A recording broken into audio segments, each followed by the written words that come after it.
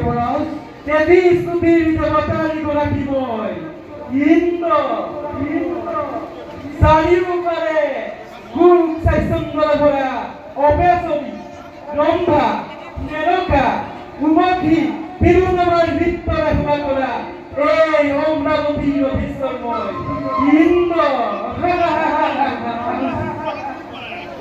সাগৰৰ মন্থনত প্ৰাণ কৰি অমিত অমৰত আমি লভিলো মহতে দেখো আৰু না নৰ যক্ষ দক্ষ গন্ধৰ্ব কিন্নৰ ভগিতে পাতালৰ সেই দাম্ভিক দানৱ অমিত প্ৰাণৰ অধিকাৰ কেৱল দেৱতাৰ সেয়ে দানৱে হেবে প্ৰতিপন্ন কৰিবৰ বাবে অৱদত্ত বলৰ ৰেখা জোৰ কৰি ত্ৰিদেৱক কৰে তপস্যা তথাপিও নাযায় মনোমন্ত্ৰিত মোৰ কিন্তু বুলি ৰৈ কিয়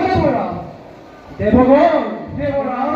যদিও আমি মহামুখী দেৱতা সমাজ তথাপিও এক চিন্তাই মনবোৰ জবিছে নকৰে কি চিন্তা দেৱৰাজ দৈত্যগুৰু শুক্ৰাচাৰ্যৰ হাতত এক সঞ্জীৱনী মহাবিদ্যা সেই বিদ্যা অমৰত্ব সৰ্বশক্তিয়ান সেয়ে ভাৱমান কৰে যদি শুক্ৰাচাৰ্যই দৈত্য হিংসাৰ দ্বাৰা ইয়াৰ অপ্ৰভূয়ো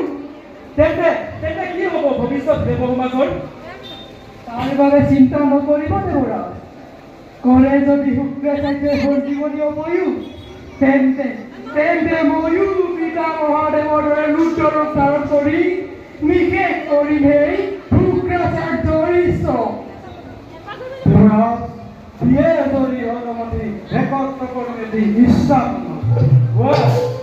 বিশ্বকৰ্মা